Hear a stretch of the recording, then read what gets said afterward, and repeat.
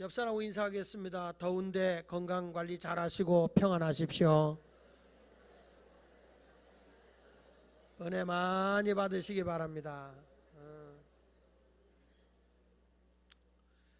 오늘 저는 깨어있으라 그런 제목의 말씀을 증거하겠습니다. 아마 사람이 복 중에 하나는요, 잠잘 자는 게 복이라고 생각합니다. 사람이요, 불면증에 시달리고 있는 사람처럼 힘든 일은 없어요. 어떤 사람 와가지고 막 기도를 해달라고 그래요. 목사님, 난 너무 불면증에 시달린다고 그러더라고요. 근데 정말 밤새 눈이 뜨끈하게 이렇게 있는 분이 있고, 어떤 분은요, 머리만 대면 그냥 자. 정말 복이에요. 근데 그냥 근심 걱정이 많은데도 그냥 고개 붙이고 자면 밉지. 근데 시편 127편 2절에 보면 여호와께서 그의 사랑하시는 자들에게는 잠을 주신다 그랬어요. 그 말은 무슨 얘기냐면 하나님이 평안으로 나를 지켜준다는 거예요. 시편 4편 8절에도 보면 시편 기자가 말하기를 내가 평안히 눕고 자기도 하리니 나를 안전히 살게 하시는 이는 오직 여호와시니이다. 집안에 근심과 불안과 걱정이 없으니까 내가 편안하게 잘 수 있는 거 아니겠어요? 그래서 사람이 평안히 눕고 자기도 하는 것이 바로 하나님께서 나를 안전하게 살게 하기 때문이라고 얘기를 했어요. 근데 여러분, 잠 못 이루는 밤, 어젯밤에 얼마나 잠 못 이루셨습니까? 에어컨 있는 분들은 그래도 좀 잠을 잤지만 에어컨 없는 분들 얼마나 힘들었어요.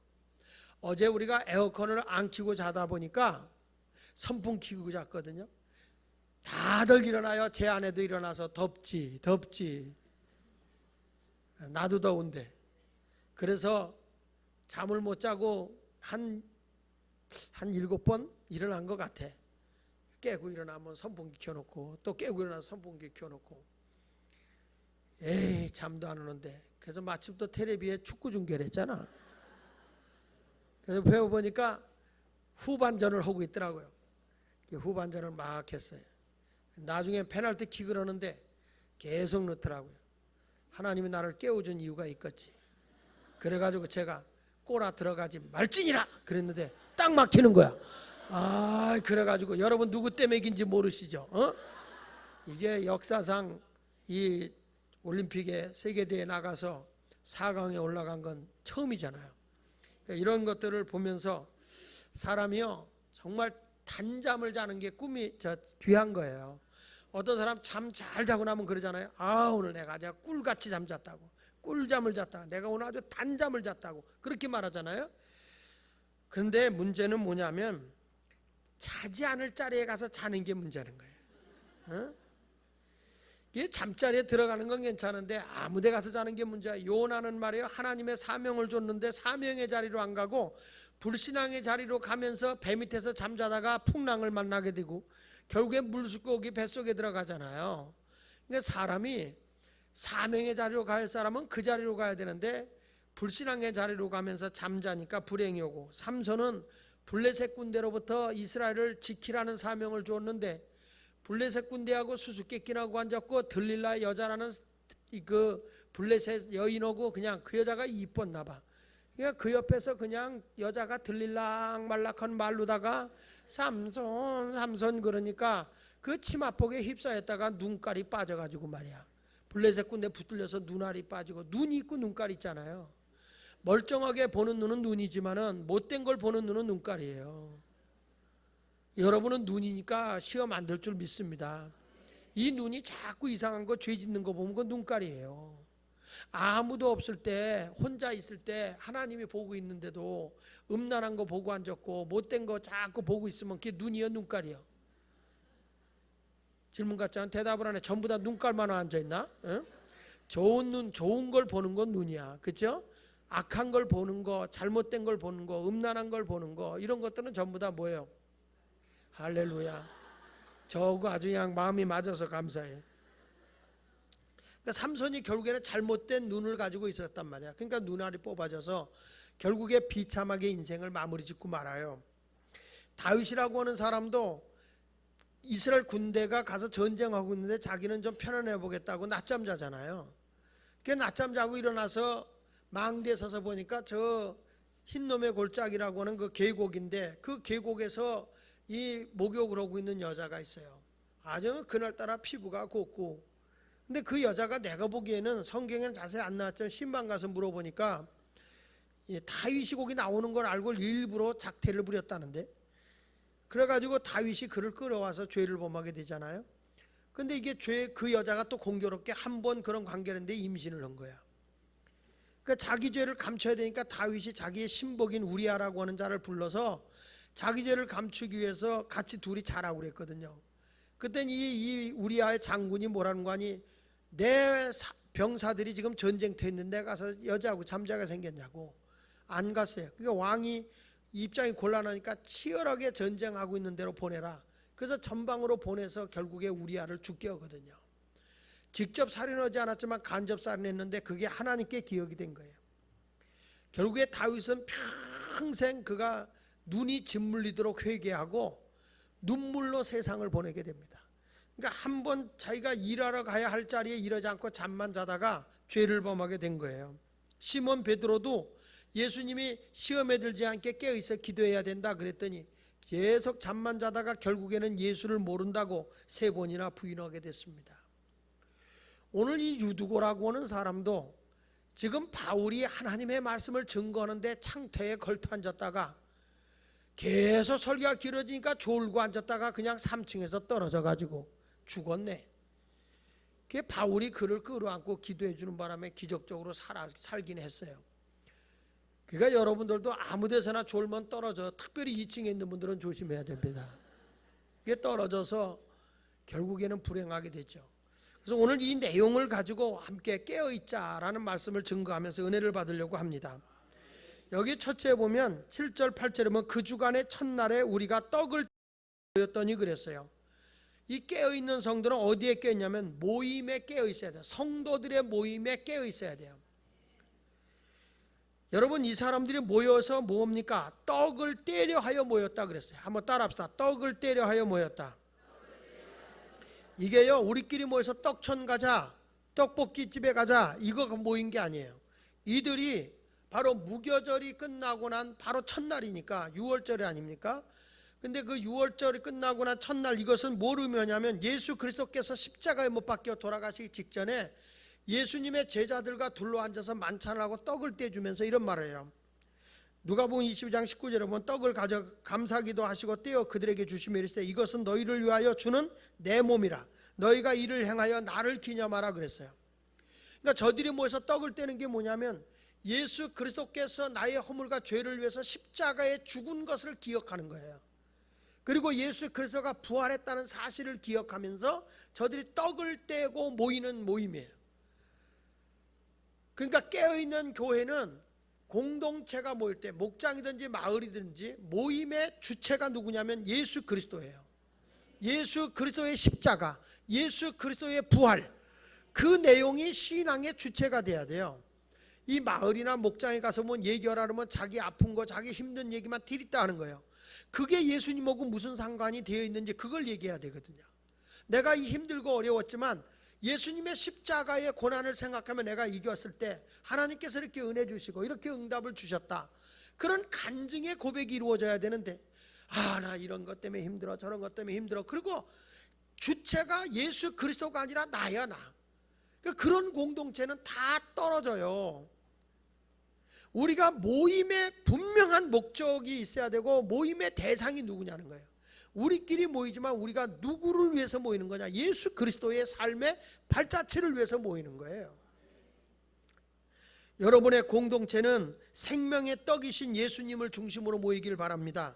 요한복음 6장 35절에 예수께서 이르시되 나는 생명의 떡이니 내게 오는 자는 결코 줄이지 아니할 터이라고 말씀했어요.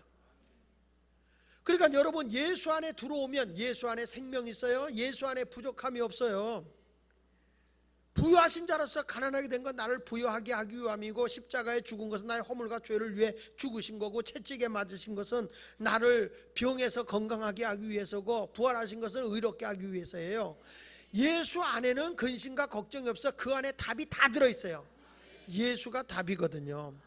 그러니까 우리 목장에서 내가 어떤 아픈 일이 왔고 힘든 일이 있다 그러면 그걸 예수 안에서 내가 이걸 이렇게 극복하고 이렇게 해결한다고 답이 나와야지. 그런 얘기는 하나도 없고 그냥 오직 앉아서 그냥 자기 넋두리만 하다가 끝나버리면 처음에야 불쌍하다 생각하고 모이지만 계속 그 얘기해봐. 아이고 나 지긋지긋해서 부담돼서 그 모임 못 가겠다 이 소리가 나온단 말이에요. 모임의 대상의 주체는 예수 그리스도예요. 믿습니까? 여기 떡을 떼잖아요. 저도 우리 교회 이렇게 마을별로 모임을 가지면 항상 떡을 떼더라고. 하도 떡을 갖다 줘 버릇해서 오후 되면요 떡이 기다려져요. 나도 사무실에 앉아갖고 떡 안 오나 그래요. 그 구하라 그러면 그래서 주실 것이요 그래서 그런지 떡이 오더라고. 근데 문제는 우리가 떡을 먹었다는 게 중요한 게 아니라 그 떡을 떼는 목적이 중요한 거야. 바로 생명의 떡이 되신 예수님을 우리가 생각하면서 우리 마을이 우리가 서로 떡을 떼면서 예수님의 생명을 나누고 예수님의 살과 피를 나누는 한 가족됨을 의미하면서 예수님의 영광을 드러내는 그런 모임이 되도록 해야 의미가 있고 생명력이 있는 거예요. 그리고 그 모임에서 두 번째는 뭘 했는가 보실까요? 거기 보니까 바울이 이튿날 떠나고자 하여 그들에게 강론할세 말을 밤중까지 계속하며 우리 무리가 모인 윗다락에 등불이 많을 켰다 그랬어. 여기 보니까 바울이 거기 앉아서 잡담하고 있지 않아요. 무엇을 하고 있느냐? 하나님의 말씀을 나누고 있어요. 그러니까 거기 모여있는 모임은 뭐예요? 말씀을 들으려고 모이는 거죠. 강론할세 말을 밤중까지 계속하며 말씀을 내가 생각하고 그 말씀을 나누고 그 말씀대로 생활했을 때 성령의 역사가 나타나고 하나님의 능력이 나타나게 돼 있어요. 그러니까 우리가 여러분 주보에도 보면 이렇게 설교문이 요약해서 나오고 밑에 이제 이렇게 질문이 나와요. 딱 하면은 우리가 얘기할 때 목장 모임 하면은 자 오늘 말씀을 통해서 무슨 은혜를 받았고 이제 무엇을 생각했느냐 한번 얘기해 보자. 그러면 거기 질문이 있어요. 드로아의 모임은 드로아 지역에서 지금 모임은 어떠한 모임이라 했나요? 우리의 공동체 모임은 어떠한가요? 이렇게 이제 그 제목을 주면 오늘 말씀에 따라서 그 모임은요 예수 그리스도의 십자가와 부활을 나누는 예수님의 몸을 나누는 모임이었고 그리고 그 안에는 말씀이 나누어지는 모임이었고 거기에는 등불을 준비하고 모인 것처럼 준비가 되어 있는 모임이었어요. 뭐 이러면서 우리는 모임할 때 준비가 되는 이런 말씀의 근거에서 우리가 이게 대화가 이루어져야 되거든요. 여러분 마을에서도 목장에서도 그래야 거기 하나님의 생명이 나타나요. 그런 말씀이 없으면요 떨어져요. 유두고가 3층에서 떨어진 것처럼 우리의 목장 모임에 생명 있는 말씀이 없이 나누면 반드시 가장자리에 앉은 사람들이 떨어져요. 깊이 있는 사람은 체면상 관계상 형편상 붙어있지만 여기 이제 갓 들어온 가장자리에 서 있는 사람은 딱 거기 떨어져요. 죽어요. 영원히 죽는다는 거예요. 육이 죽는 게 아니라. 그러니까 우리의 모임은 말씀이 돼야 돼요. 믿습니까? 베세다 광야에서 예수님이 오병이의 기적을 이루었네요. 전부 다 배불리 먹고 12광주가 남았어요. 육의 문제가 해결됐거든요. 그러면 거기서 예수님이 우리의 주인이시다. 그리고 예수님을 따라야 되는데 뭐라고 얘기하는 거니? 야 예수님을 우리 임금 만들자. 예수님을 우리 임금 만들면 우리의 물질 문제 다 해결될 거야. 주체가 나야. 내 문제를 해결하기 위해서 예수님을 모시자는 거예요. 그런데 예수님을 위해 살면 나머지의 것은 예수 안에서 다 내게 오는 거예요. 근데 우리는 내가 주체가 돼요. 내가 주체가 돼서 예수님 나를 위해 이거 해주세요. 이거 하세요. 그게 아니거든요. 주를 위해 살면 주님이 뭐가 있어야 할 줄 아시고 공급해 주는 거죠.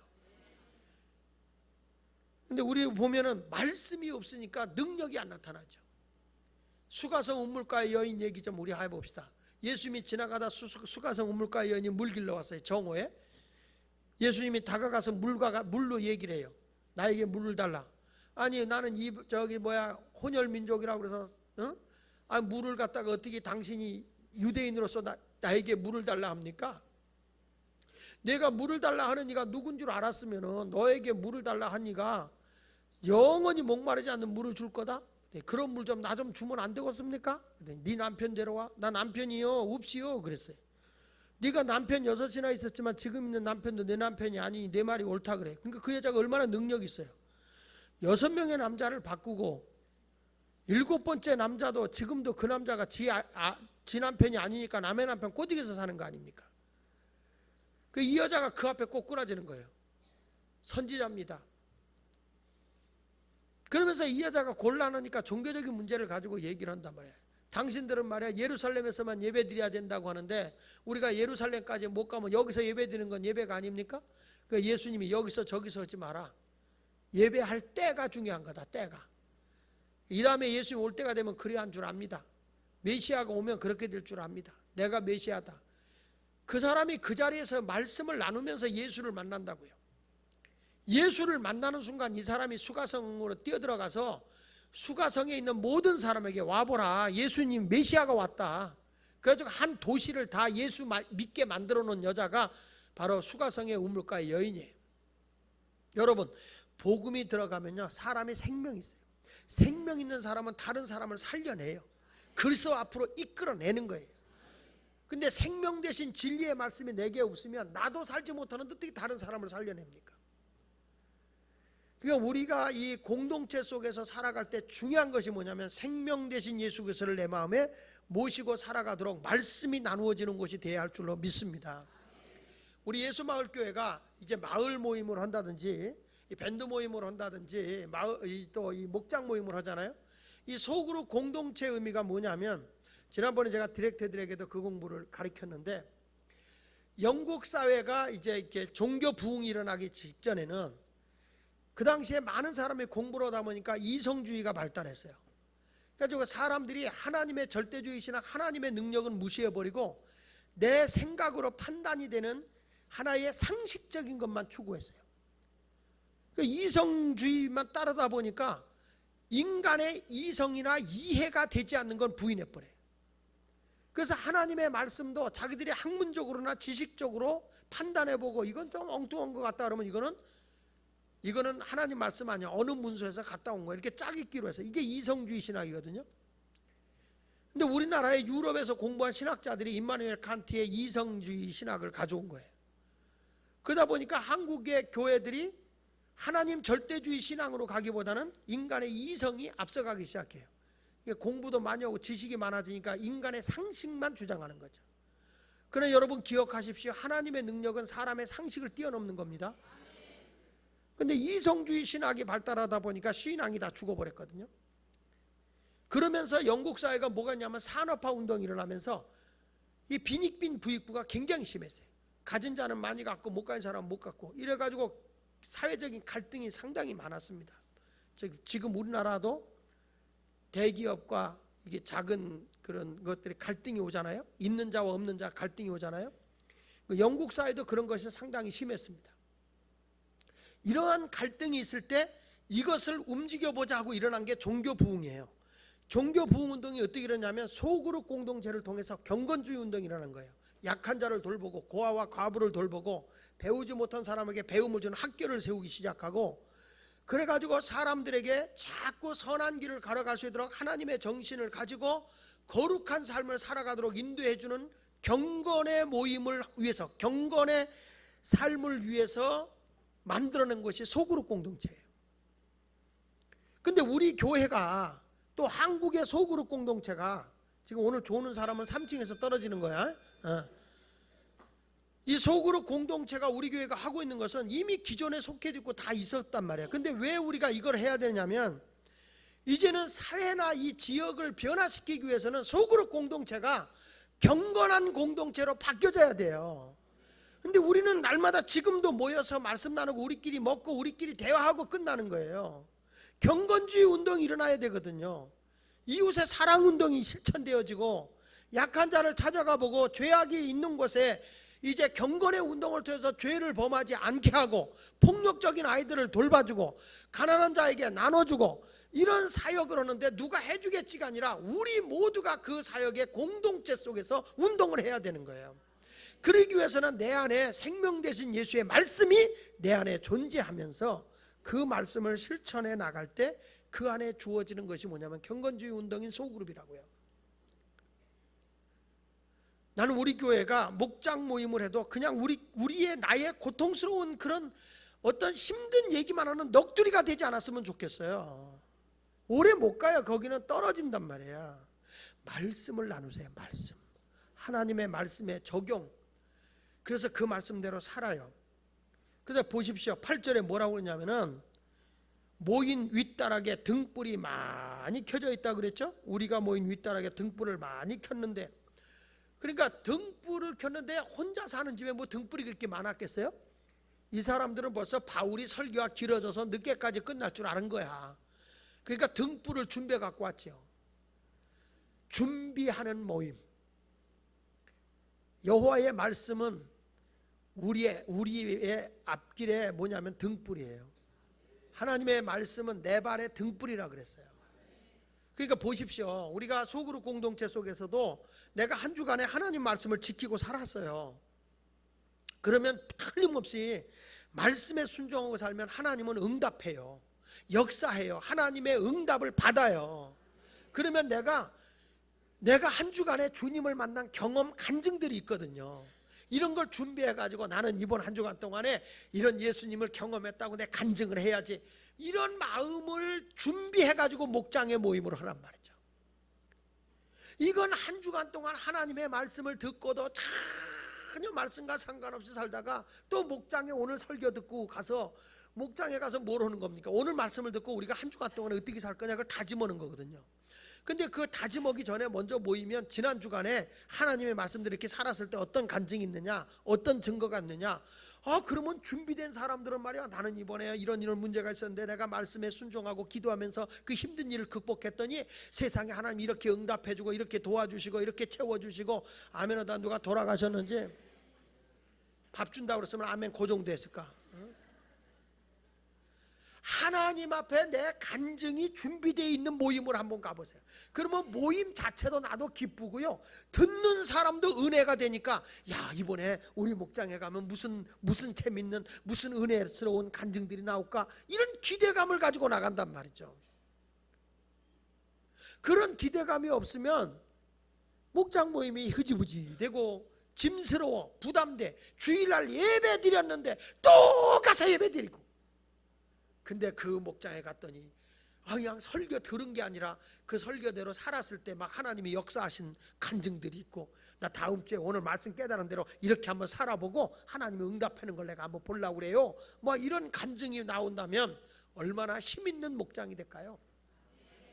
그런 모습이 여러분의 목장이 되기를 주의 이름으로 축원합니다.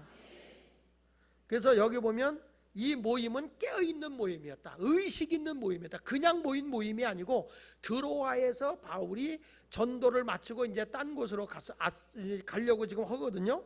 이제 그 드로아에서 끝나서 아소라는 지역으로 지금 가려고 하는데 헤어지기 하루 전날 이런 모임을 갖고 있는 거죠.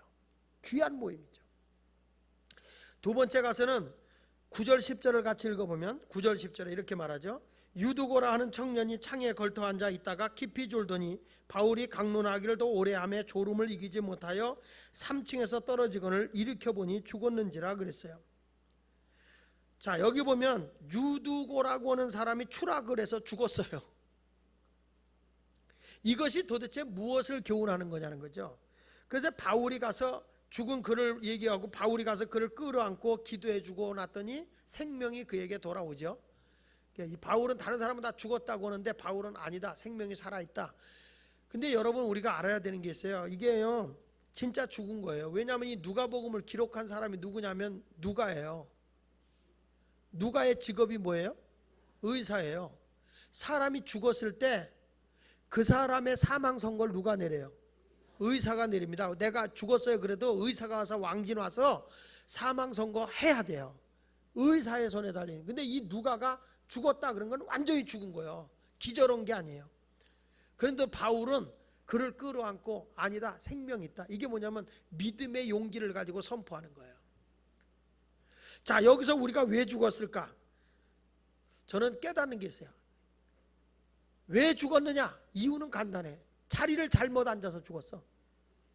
아니, 이왕이면 들어오려면 딱 편안한 자리에 앉지 왜 또 그것도 3층 꼭대기 창가에 앉았냐고. 그래 거기서 졸다가 떨어져 죽은 거죠. 창가에 앉으면 안 돼. 그러니까 우리가 신앙생활도 죽지 않으려면 은혜의 자리, 신앙의 자리 안에 들어와야지. 꼭 신앙도 이 외톨이 같이 이 줄타기 하는 사람 있어요. 그 사람 찬송가는 항상 이리 갈까 저리 갈까 차라리 돌아갈까 그거예요. 교회 안에 와서도 믿음의 사람을 만나야 되는데 꼭 불신앙의 사람들 공동체 속에 들어와서 푹 들어와서 신앙생활하면 그게 떨어지지 않거든요. 근데 공동체 속에 안 들어와요. 혼자 외톨이 같이 다녀요. 그런 사람이 떨어진다니까요. 여러분 신앙의 자리로 들어오세요.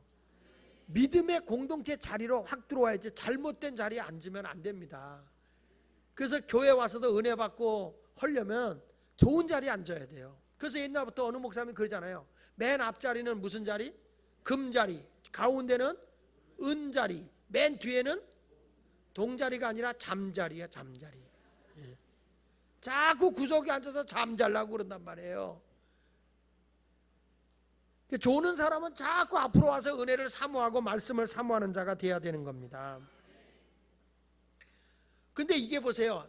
자리를 잘 잡아서 있어야 되는데 아니 하와도 말이죠. 하나님이 모든 생명의 과일을 줬단 말이야. 생명과실을 줬는데 왜 하필이면 따먹지 말라는 선악과의 나무가 있는 자리로 가냔 말이야. 맨 과일나무가 천재인데 왜 엉뚱한 자리에 가서 앉아있냐고요. 그러니까 뱀이 와서 너희가 선악과 따먹으면 하나님같이 지혜로울 수 있어. 그러니까 먹음직도 하고 보암직도 하고 하나님같이 지혜롭게 할 만큼 탐스러워 보인지라. 그리고 낼름 먹었어. 자리를 잘 앉아야 돼요. 아 자기는 목사님 나는요 잘게 제 앉아요. 그래가지고 술집에 가고 거기 가서 난 안주만 먹을 거예요. 안주만. 안주 먹다 보면 하나님 한 번만 입만 댈게요. 입만 댈게요. 결국에 죄를 본가 이게 성경은 악인의 자리에 앉지 않아야 되는 거예요. 그 등지고 살라는 건 아니지만 내가 삶의 자리가 그런 자리가 돼서는 안 된다는 거죠. 주 안에 거하는 자리가 돼야지. 그래야 여러분의 영혼도 살게 되는 것을 기억하시길 바랍니다. 그러니까 자리를 잘 잡아야 돼. 그렇다고 이 유두고가 열심히 없는 사람이요? 아니 아침에 와서 지금 밤늦게까지 설교 듣고 있는 사람이면 보통 열심히 있는 사람이야? 문제는 교회도 보면 말이야 열심히 교회 봉사도 잘해요. 근데 말씀을 안 들어. 아주 뭐 봉사는 목사님 할렐루야 그러고 잘도 오는데 설교 시간만 되면 책임지고 자고 부흥회 때도 어디 가서 듣지도 않고. 내가 보니까 지금도 몇 사람 그런 것 같아. 예배는 안 되는데 수련회 가려고 바깥에 지금 왔다 갔다 하는 사람 있어. 뭐 짐 싸고 막 그래요. 하나님의 말씀이 내게 없는데 정말 기가 막혀요. 그러니까 이게 자리를 잘 앉는 것이 중요하고요. 그 다음에 강론이 기니까 졸다가 떨어져 죽었거든요. 말씀에 사로잡히지 않으면요 죽어요. 이 자리에 와서도 딴 생각하고 있으면 죽어요. 내가 이렇게 조는 사람들을 이렇게 보잖아요. 그러면 참 희한해. 설교 시간에 조는 사람은 늘 졸립니다. 그게 피곤해서 조는 게 아니에요. 어느 목사님이 기도하다가 영안 열려보니까 조는 사람 보니까 마귀가 갈고리에다가 눈꺼풀에다 걸어놨더래. 걸어가지고 설교 시작하면 잡아 당기더래. 졸아. 그게 전부 다. 근데 한번 저는 놀라운 거는 설교 시간에 영적으로 깨어있지 못하고 말씀에 사로잡히지 않은 사람들을 보면 집안에 환난, 병, 질고 이런 것들이 계속 엄습해와. 바람 잘 날이 없어요. 왜 그런지 아세요? 영적인 거예요. 여러분 강대석을 안 봐서 모르는데 설교 이렇게 듣다가요 딴 생각이 들어오면서 조는 사람도 있어요. 여러분. 그때 보면 그때 눈을 딱 보면요 눈동자가 이렇게 끌려가는 게 보여요. 옆으로 끌려가요. 여러분 못 봐요? 난 봐. 아 저것도 마귀에게 잡혔구나. 금방. 그러면 뭐 아니나 달라? 멍청해져. 그러니까 여러분들이 깨어 있어야 되는 거예요. 말씀이 떨어지면 아멘 해야지. 떨어져 버린단 말이야 이게 말씀이.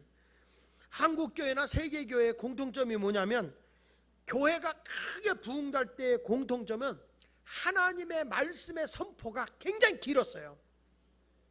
우리나라도 평양에서 부흥운동이 일어날 때만 해도 목사님들이 설교하잖아요. 9시간에서 14시간 했어요. 제가 부흥사경회라고 부흥회를 다닐 때 보면 제가 어렸을 때 중고등학생 때만 해도요, 아침부터 성경 공부를 시작하고 점심 교회에서 먹고 또 하고 그리고 저녁 부흥회까지 해요. 그걸 토요일까지 했어요. 제가 신학교 다닐 때 저희 부흥 강사 되시는 분들, 장광용 목사님 이런 분들 쫓아가면요, 아침 10시 반에 부흥회 시작하면 오후 4시 5시까지 해요. 저녁 예배 딱 하면 토임금지 직전까지 해요. 엄청나게 오래 했어. 그래도 교회가 부흥됐거든. 요즘에는요 2, 30분만 지나가면 다음부터 오는가 봐라 막 이러고요. 그리고 기도하자 그러면 기도시키는 사람도 그래. 우리 잠깐 기도하겠습니다. 그런데 난 어디 가도 얘기하면 우리 잠깐 잡담하겠습니다 이런 사람 없어요. 쓰잘데없는 얘기는 오랫동안 하면서 하나님 앞에, 하나님은 잠깐 기도하라는 말이 없어. 쉬지 말고 기도하라 그랬지. 교회가 부흥되는 교회 특징들 보면 목사님들의 설교가 보편적으로 길어. 아이고 여러분들 잘못 온 거야. 어? 인도네시아는 요즘에도 설교하면 7시간씩 한다는 거야. 7시간. 우리나라에서 지금 그렇게 전통적으로 설교하는 목사님이 누구냐면 연세중앙교회 윤석전 목사님이에요. 그분은요 부흥회 하면 아침 10시 반에 오면 보통 3시까지 해. 낮에 3시 4시. 그리고 저녁에는 7시 반에 시작하면 새벽 2시 3시까지 해. 이 양반은 저처럼 우스운 얘기 하지도 않아. 그냥 마이크 하나 이때만 긴 걸 가지고 십자가 위에서 보던 안 보던 혼자 고개 떨어가면서, 내가 그분 부흥 강사 모시고 싶은데 여러분 엉덩이가 짓물릴까 봐 안 모시는 거야. 진짜 길게 하세요. 근데 그 교회가 몇만 명 모여요. 하나님의 말씀이 살아있는 데가 부흥이 일어나는 거예요. 근데 말씀에 붙들리지 않으니까 조는 거예요. 베드로가 바울이 설교를 그렇게 강론을 하는데 유두고는 눈동자가 히밀리 해가지고 히끄브리 해가지고 오늘 수련회 가는데 일찍 끝날 것 같은데 왜 안 끝나냐.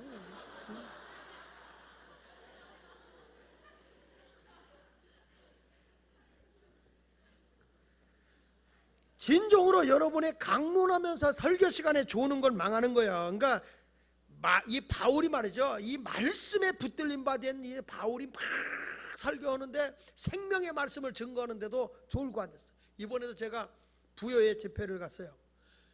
그 부여의 집회를 갔는데 100년 된 교회, 100년 된 교회. 그러니까 100년 됐으니 얼마나 그 100년 된 여우들이 앉아 있겠어요. 근데 그 교회가 딱 해서 분위기가 보니까 약간 무겁더라고요. 그래서 이 교회가 좀 냉랭한 게 있구나. 저는 그걸 느꼈어요. 근데 목사님 오고 사모님이 목사님 좀 만나서 좀 대화 좀 하겠다. 얘기하지 말라. 내가 목사님의 얘기를 듣고 교회에 와서 설교하면 사람의 소리가 된다고. 내가 이 교회 분위기 다 하니까 하나님의 주는 대로 말씀 증거하겠다고. 말씀에 붙들려야 된다고. 사람의 소리에 붙들려 버리면 교회가 시험 든다고. 절대로. 그 설교를 했죠. 끝나고 났더니 교인들이 말해요. 거기 있는 장로님들도 다 앉아서 마지막에 이제 나와서 차 한잔하고서 이제 서울로 올라오려고 하는데 그분들이 그러는 거예요. 목사님이 오늘 설교한 거는 정말 이번 부흥회는 누가 진짜 고자지른 것 같이 그대로 우리 교회 얘기를 했대. 성령이 다 알아서 해요. 우리의 마음을 사로잡아. 그러니까 그분들이 그게 무슨 얘기냐면 정말 우리에게 우리 교회에 필요한 말씀을 줬다는 건 말씀에 붙들렸다는 거예요 벌써. 근데 말씀에 붙들리지 않으면 아무 상관없어. 아무 상관없어. 오늘도 딱 설교를 들으면서 우리 목장이 말씀 나누는 목장이 돼야지, 우리 잡담하는 목장이 돼서는 안 되겠구나. 말씀을 나눠야 돼. 벌써 이런 말씀에 딱 다짐을 하면 벌써 말씀에 붙들린 거예요. 나는 서그룹 안 나갈 거니까. 이거는 바로 잘못된 3층에 앉는 자리에 3층에 떨어진단 말이에요. 떨어졌는데 그걸 끌어안고 바울이 기도해서 살렸는데, 나는 여기서 어떤 자가 서 마지막으로 얘기하는 건 생명을 가지고 있는 자가 남을 살리는 거예요. 바울이 생명 대신 예수를 모시고 있으니까 죽은 자를 살려내는 거죠.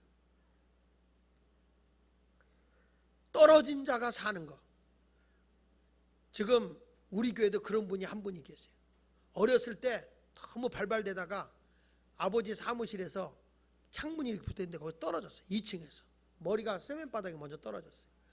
아버지 되는 목사님이 그냥 당황해가지고 나한테 전화가 왔어. 기도 좀 해달라고. 우리 아들이 병원에서 2층에서 떨어졌는데 세면바닥에 머리부터 떨어졌다. 기도 좀 해달라고. 그래서 가보니까 처음만 그래도 이분은 죽지는 않았어요. 죽지는 않았는데 병원에서 걱정을 많이 했는데 기적적으로 살아났죠. 나도 가서 기도했어요. 그 아버지도 기도했지만 생명 있는 자들이 가서 기도해 줬어요. 그래서 살아났어요. 그분이 누구냐면 우리 교회 전도사 강전도사님이에요. 강전도사. 저 강전도사님이 바로 제2의 유두고예요. 유두고.